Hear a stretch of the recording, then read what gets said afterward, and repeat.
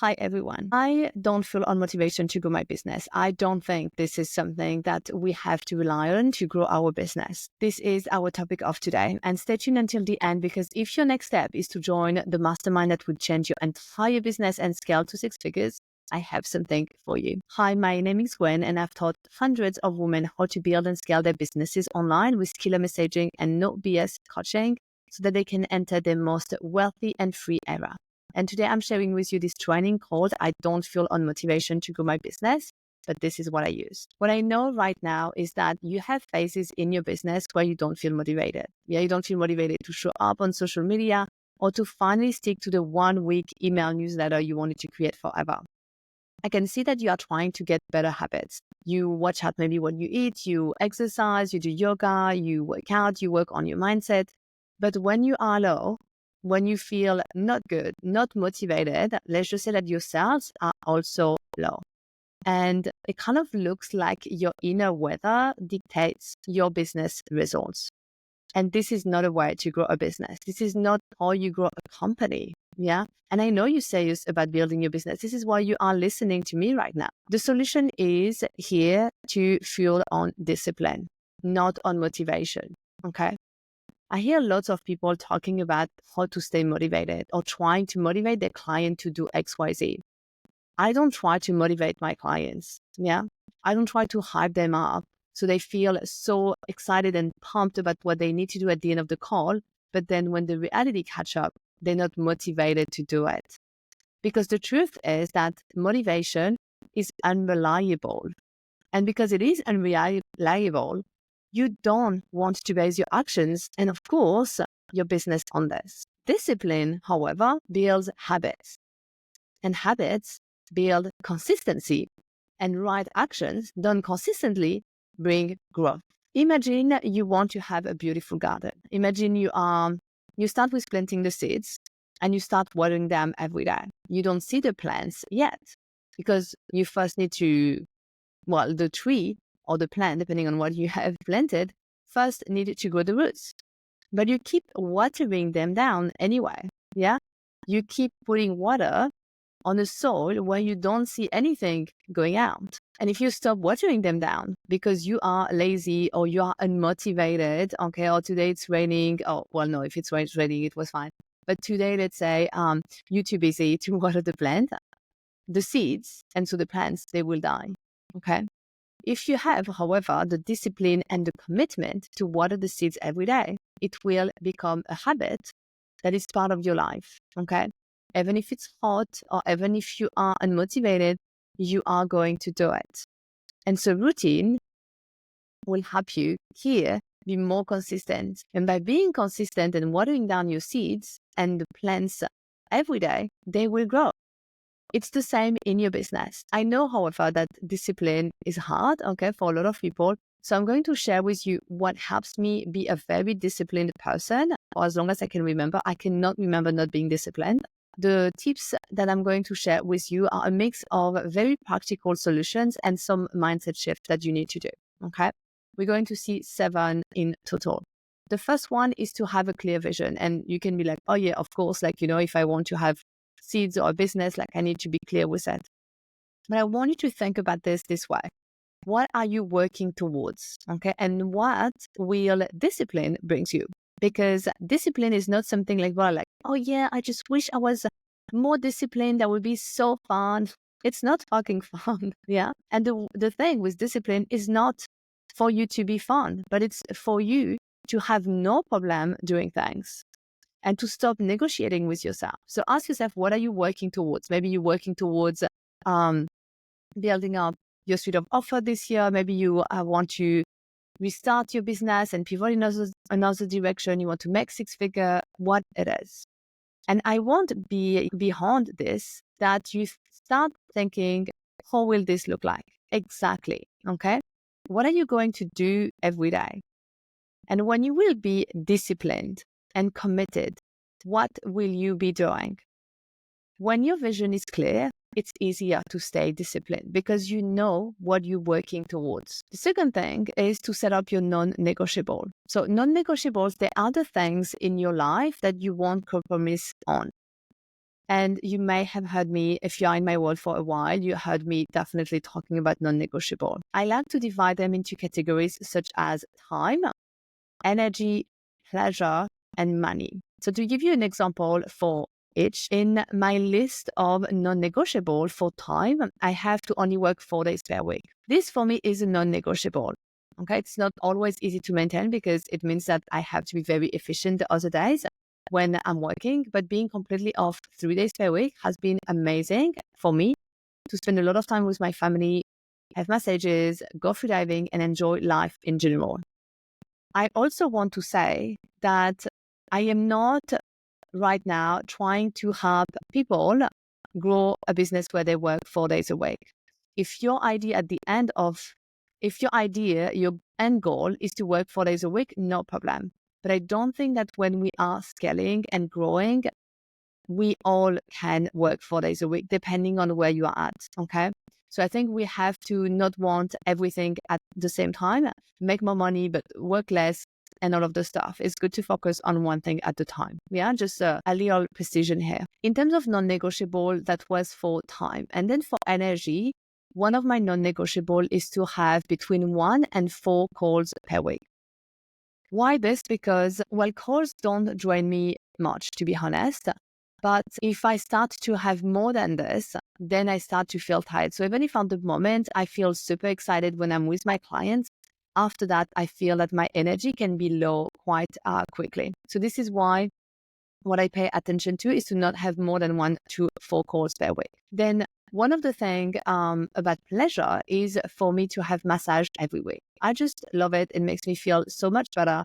And in the pleasure, I also have practicing yoga 6 days a week, which has been for me since more than a decade. And I absolutely cannot do without it.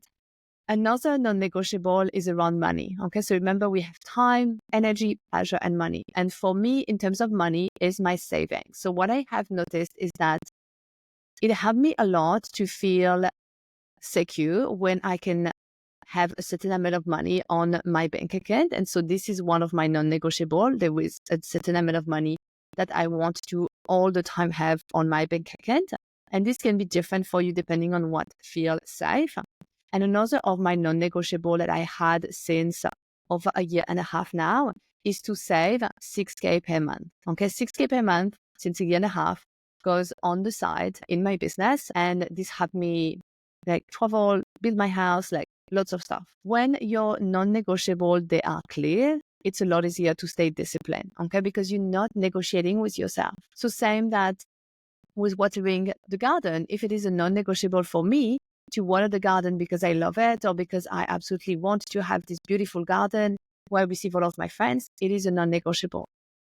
Number 3 is to don't put too much stuff on your to-do list. Like I would say, sometimes people say focus on 3 things per day, but I will say instead of even looking at this per day, look at maybe 3 things per week, in terms of project. For example, this week I am launching a program. So I'm going to focus on this. I'm going to focus on launching. Then I have, of course, I could have a to-do list for this project in particular, and then I divide my time. But I don't have a million things that I'm going to focus on this week. This is the only thing I'm doing. I'm not going to do a million things. Then the number 4 is to create a habit stacking routine. And this pairing business habits with existing personal habits. So for example, if you want to create a piece of content and in the morning, it's important for you to sit down and have your coffee on your terrace.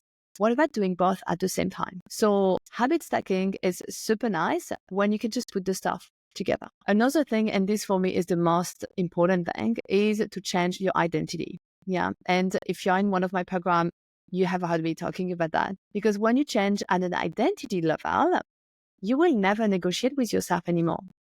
Because if I say to people, I take often the example of a runner. I'm a runner. Of course, it means that I go and I run. I'm not going to say to people, I'm a runner.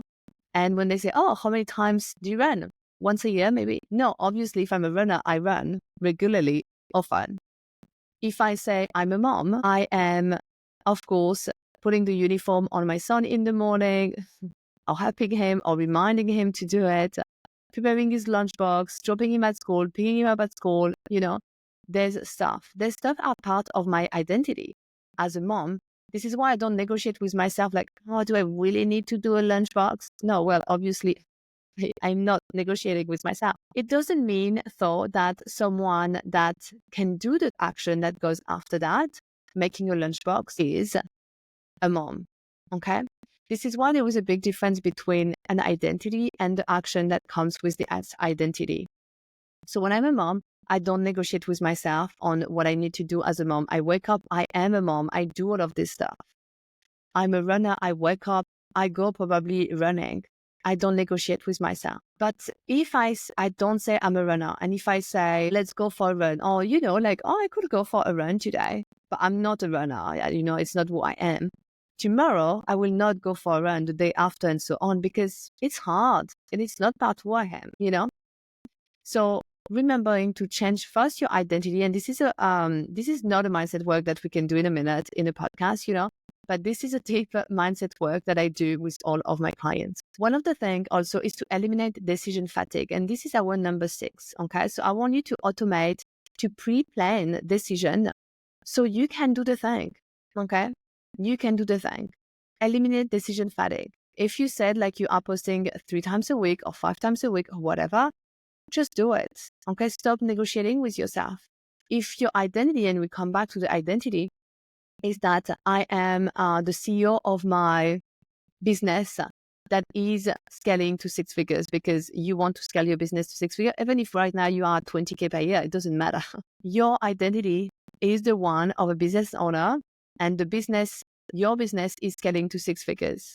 So of course, as one of the tasks, you are posting the damn content. But remembering to eliminate decision fatigue. That's why, like, some people, let's say, that really wants to work out in the morning, put their clothes out in the evening before, or people that want to practice yoga, some they put their yoga mats on the floor, so as soon as they wake up, it's there, they go on it. Number 7 is to develop emotional resilience. Recognize that business goes up and business goes down, same as everything, okay? It is not like a flat line. Nothing is a flat line. You are not a flat line. So recognize that it is normal to have ups and downs in your business. It is normal that your emotions are going up and are going down. You need to be emotional resilience, okay, to go through the lows without letting them derail your discipline and derail your business. It is not because there is a low time right now in your business in terms of sales or in terms of anything that you have to make it mean something more than what it means. It simply means that there is a low, and it happens for everyone. If your business is always on the low, of course, there is a problem, okay? But this is also why we all have mentors. We all have mentors because we need someone that is here telling us like, okay, stop freaking out. Like, this is just a little low, okay? And if you don't have this person, like I warn you that you have a person like this. Like, this is with me or with someone else. Like, you do need to be in a space. And if you're scaling your business to 6 figures, like, you need to be in a mastermind, because a mastermind is not a program. Okay. A mastermind is a program where, well, it is not a program. So a mastermind is more like a group of, let's say, women. If you're in a mastermind with other women like mine, where everyone is doing the same thing and exchange with each other. It's not just like someone giving you a lecture on how to build a sales page or whatever. Yeah.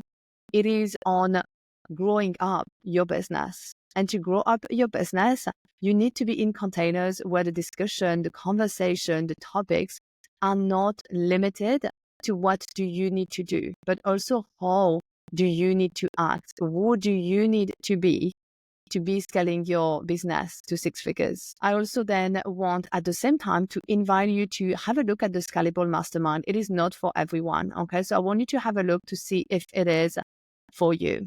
The mastermind, the Scalable, is for women who have already launched, sold an offer online. Okay. Because that makes it very easy for everyone to be on the same level. And you are scaling to 5 to 10K recurring revenue. Like, this is what you want in your business.